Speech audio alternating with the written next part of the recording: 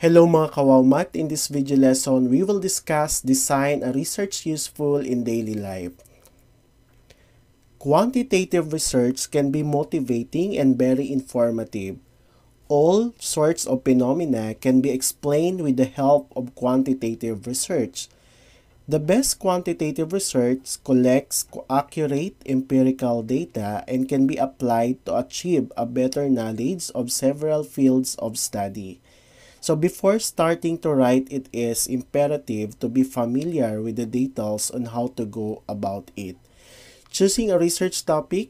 So researchable topics useful for everyday life are all around you. So sometimes the topic, possibly even the question, is defined for you. Other times you must define the topic and refine the question yourself.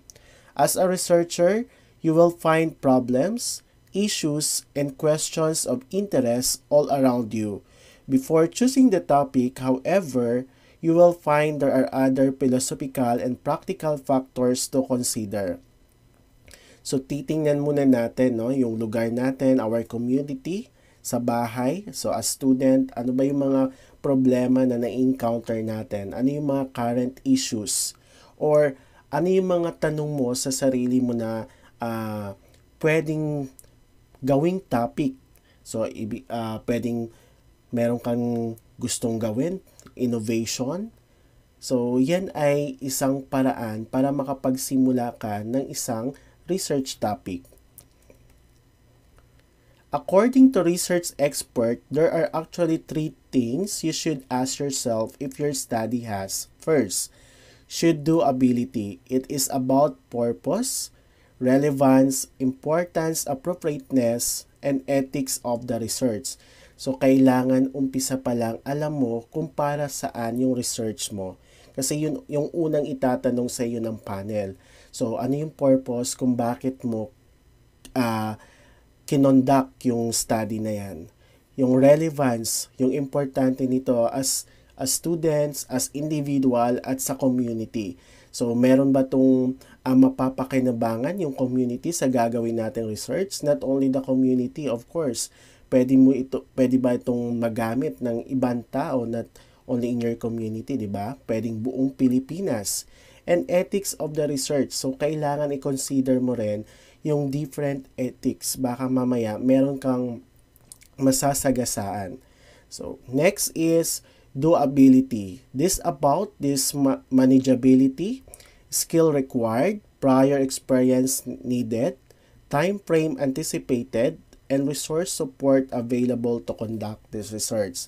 So, in terms of research, meron na rin naman kayong idea kasi dumaan kayo sa qualitative research bago nyo kukunin ito.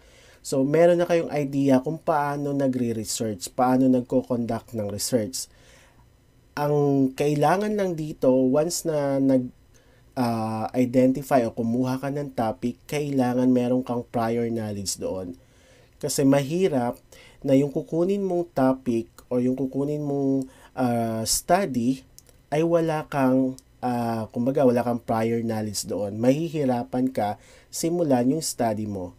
At of course, kailangan mo malaman yung time frame ng study mo. Baka mamaya, yung gagawin mo ay pang 1 taon, pang 2 taon.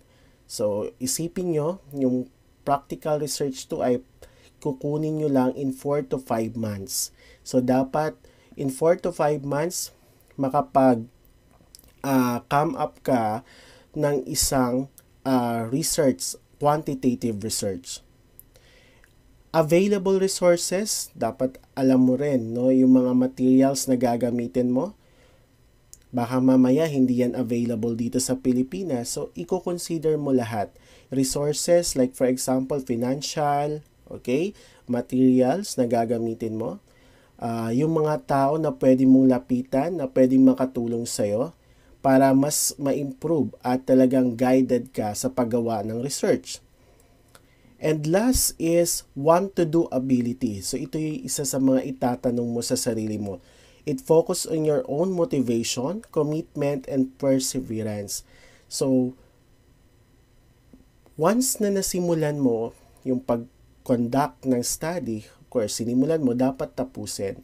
So, dapat nandun yung 100% mong willing kang gawin yung napili mong topic. Okay, dapat nandun yung interest mo. Kasi hindi ka dapat kukuha ng research topic na wala kang interest sa bagay na yon. So, i-consider mo yung interest mo dun sa gagawin mong research. Okay. Factors to consider when selecting a research topic. Una, size. So, itatanong mo, no? Once na kuha ka ng research topic, is your topic or question carefully stated in a way that sets out the limits of your study? Have you focused your research in a way that will keep you on track? So, yan yung isa sa mga dapat mong tingnan, no? Para sa pagpili at pag-select mo ng research topic. Next is the scope of your study. Have you defined the scope in terms of population and sample or setting and case? The time. So, importante yung time frame. So, baka mamaya hindi ka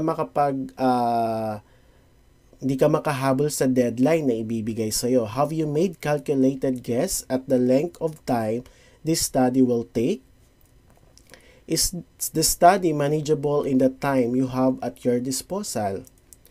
Can you fit the study around your other work, family, or community commitments? So sometimes kasi may mga factors, like for example, yung mga working students. So kailangan yung kukunin mong research topic, i-consider mo rin yung situation mo.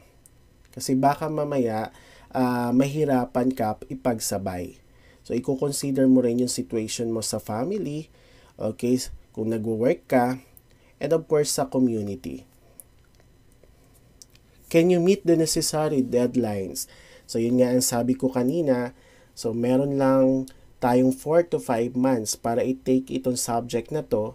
So, dapat yung kukunin nating research ay specific talaga, and then kaya tapusin within 4 to 5 months. Resources. So, ito yung nabanggit natin kanina. Can you obtain the resources? First is financial, material, administrative, and personnel required. So, financial. So, from the start, actually, in your quantitative research, madalas naman groupings ito. So, dapat mapag-usapan, no, yung source of finances para sa paggawa ng research. Yung material na gagamitin nyo, especially kapag experimental yan, no, sa mga STEM. Minsan, kailangan pa nila ipa-lab test yung samples na gagamitin nila. So, mamaya yung mga materials ay hindi available sa community nyo or dito sa lugar nyo, yung specific area. So, kailangan nyo pang i-order yan at manggagaling sa ibang lugar. So, titingnan nyo yung availability ng materials. Do you have easy access to this of the finances to support them? Skills. Do you have the data gathering and analytic skills to conduct this study? So, in terms of analytic skills, meron na kayo niyan, of course. Kasi may prior knowledge na kayo kung paano mag-conduct ng research. Pangalawa, dumaan kayo sa statistics and probability na subject, no? Kasi prerequisite iyan ng subject na to. So doon tinuruan kayo kung paano nyo iproseso o paano nyo gagamitan ng statistical tools and treatment yung inyong research. Can you get help or training if it's beyond your expertise? So, dapat may backup ka sa paggawa ng study mo. Mamaya meron ka dong ma-encounter na hindi na kaya sagutin, no, nung kakayahan mo. So, pwede kang magtanong sa mga experts. So, dapat i-consider mo rin yung mga kakilala mo or kung sino yung mga taong pwede mong lapitan na expert doon sa kinokonduct mong study. So, pwede kang lumapit sa mga research teacher nyo sa school or sa advisor mo. O kung ikaw ay STEM, pwede kang lumapit sa science and math teacher mo. So, titingnan mo kung sino yung mga possible na tao na pwede mong lapitan kapag may mga may encounter ka na hindi mo magamay o hindi mo alam. Access. So, how easy is it to gain access to the site, the sample population, and or cases you needed to study? So, if you have respondents, so kailangan mo rin i-consider yung layo nito. Dapat sa ngayong panahon, pandemic, dapat i-consider mo lang yung within the school lang dapat na mga magiging respondents mo. Hindi ka kukuha ng mga malalayo na. Kasi minsan, hindi kailangan may face-to-face pa rin, no, na encounter dapat between the researcher and the respondents. Kasi hindi minsan hindi pwede sa online lang. So, kailangan mo ng interview na face-to-face. Kasi mas maganda kapag face-to-face, mararamdaman mo na nagsasabi siya ng totoo, no? Yung respondents. So, i-consider rin natin, dapat yung respondents natin ay within our area lang.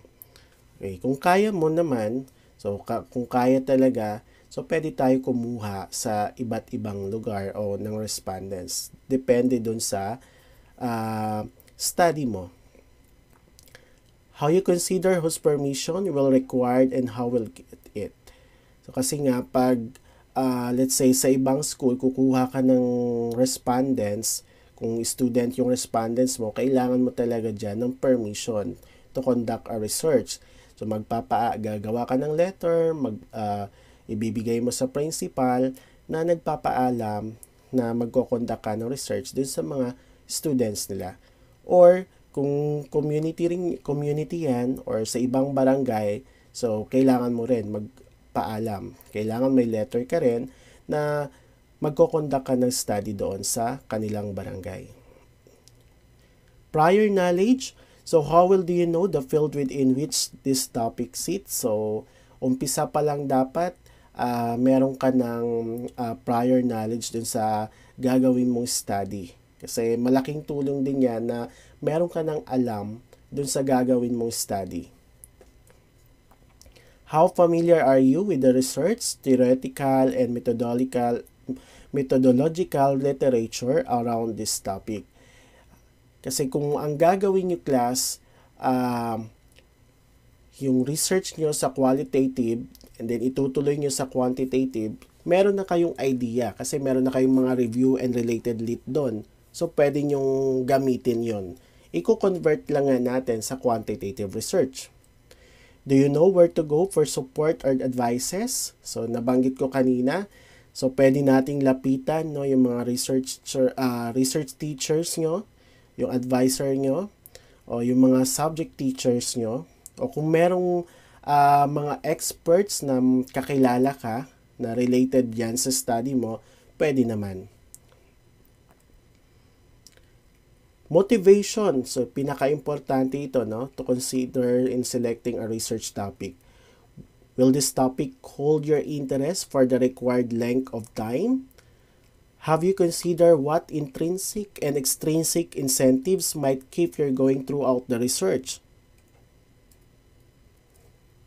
So, hindi lang yun na gagawin mo yung research dahil sa grade para makapasa ka sa subject. So, isipin mo rin na ito ay malaking tulong sa sarili mo, lalo na kapag mag-pursue ka na ituloy ang pag-aaral mo sa college. Napakalaking bagay na equip na talaga kayo sa research. Kasi sa senior high pa lang, meron na kayong ilang research na gagawin. So, pagdating sa college, hindi na mahirap sa'yo yung ganitong senaryo. Okay?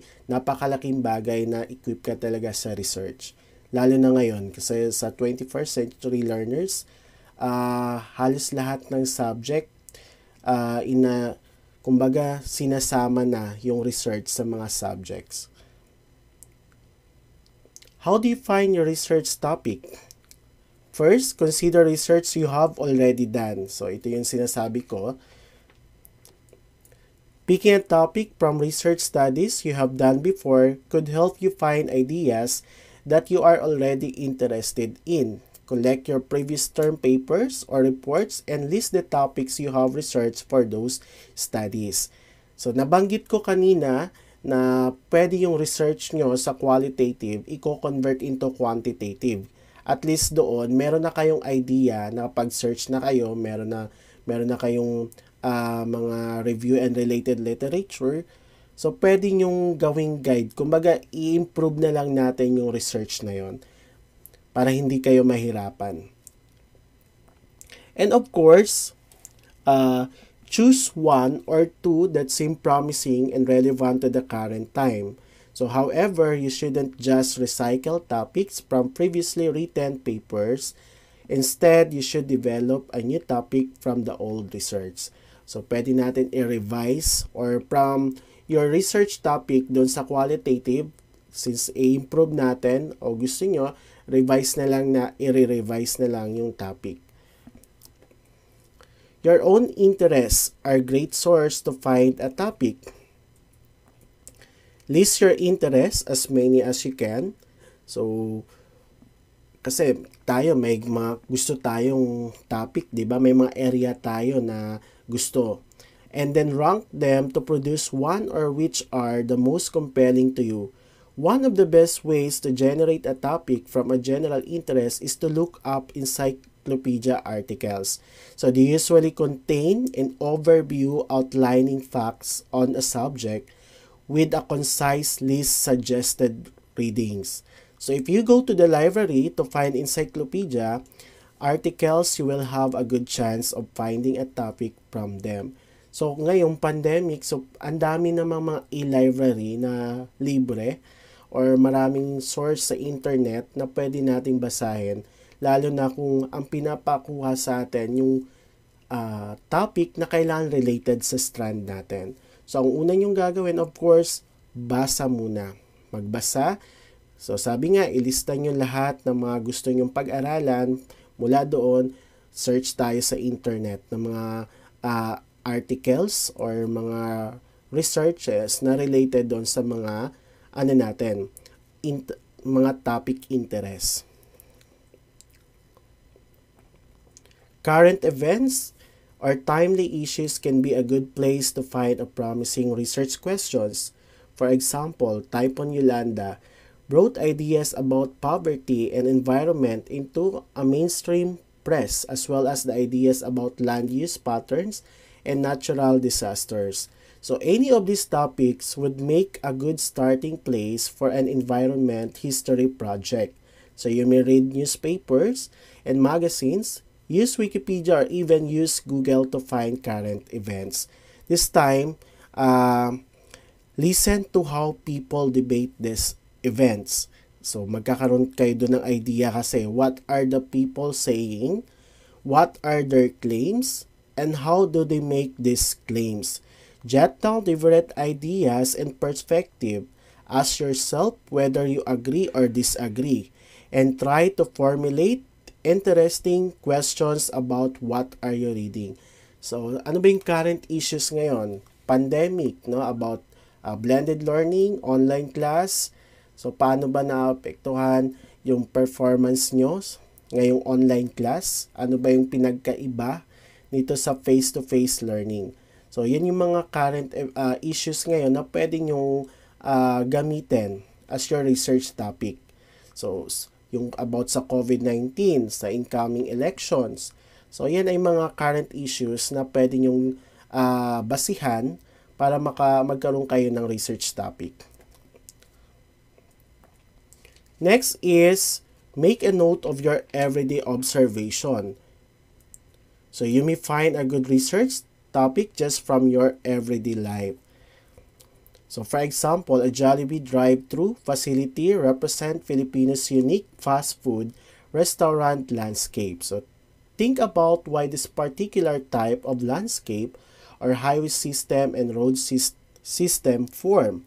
So, doing so will help you to come up with a research topic investigating the relationship between the highway development and Filipino fast food culture.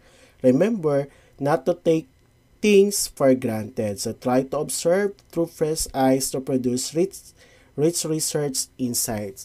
So, importante rin talaga na nagkakaroon muna tayo ng series of observation para mas madali natin magamay yung o madali sa atin iproseso yung research natin. Kasi through series of observation, doon makapag notes ka na yung mga dapat gagawin. And for number 5, your personal experiences about an event, a social group, or a place are often worth more exploration. So for example, suppose that you are Tamaraw enthusiast and volunteer at a Tamaraw Conservation Society. That is recently you have noticed that it has become harder and harder to spot a specific species in the wild. For this reason, you have decided to participate in an initiative to protect the tamaraws. So that in your own experiences may help you to look into the relationship between the land use change and habitat loss, or make you curious about the historical relation between tamaraw watching and the Filipino conservation movement. So, minsan talaga based on your own experience, let's say you are a working student, no? Yung karanasan mo as working student, paano ba nakakaapekto yung sa pag-aaral mo as a working student, no? May epekto ba 'yon sa magiging performance mo sa school? Deciding on a research topic, so according to Prieto, before you make a final decision on your topic, reflect on these questions. Number 1, what areas not covered in classroom lessons discussion do I still want to know, investigate in my specific track? If I do this research project, how useful would it be as a senior high school graduate and to the community where I belong, and even to the larger community, the Philippines, ASEAN, and the world? Thank you for watching this video. I hope you learned something. Don't forget to like, subscribe, and hit the bell button para updated kayo for more video tutorial. This is your guide in learning your math lesson, your Wow Math channel.